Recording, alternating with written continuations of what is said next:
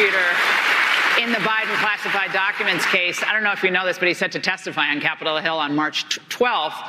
What is one question you're hoping the Republicans or someone who has some honesty up there will ask Mr. Hur? And should Biden have been charged in the classified documents case? Well, nobody else has been over the years because, you know, Hillary took a lot and Bill took a lot. Bill took him out in his socks. They call it the socks case, which he won with a very tough judge, which he won. Bush took him. Everybody, Reagan took him out. Everybody took him out. It only became a big subject when I took things out. The difference is I had what's called the Presidential Records Act. I was allowed to do what I did. Absolutely allowed. That's why they passed the act in 1978. They passed the Presidential Records Act. But you can only use it or be there if you're president.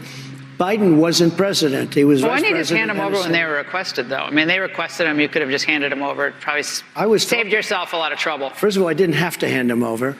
But second of all, I would have done that.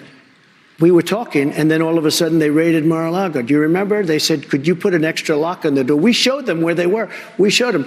Unlike being under a Corvette in a little garage with the door open all the time, we had these things locked. We were surrounded all the time by many Secret Service agents. We had Secret Service all over Mar-a-Lago. You couldn't take anything out. But what happened, and when you take a look, Biden didn't have the Presidential Records Act. He's at great jeopardy, really. But they said, look, he's incompetent to go to court, but he can be president. Figure that one. In other words, he can't represent himself at court because he's incompetent. What should Hur be asked? What should he be asked? Well, I just think you have to ask, why did you do it? You didn't have the Presidential Records Act, and how did you do it as senator? You know, Dick Durbin, the senator, said there's no way he did that as senator. And then when he found out, you know, it's pretty serious.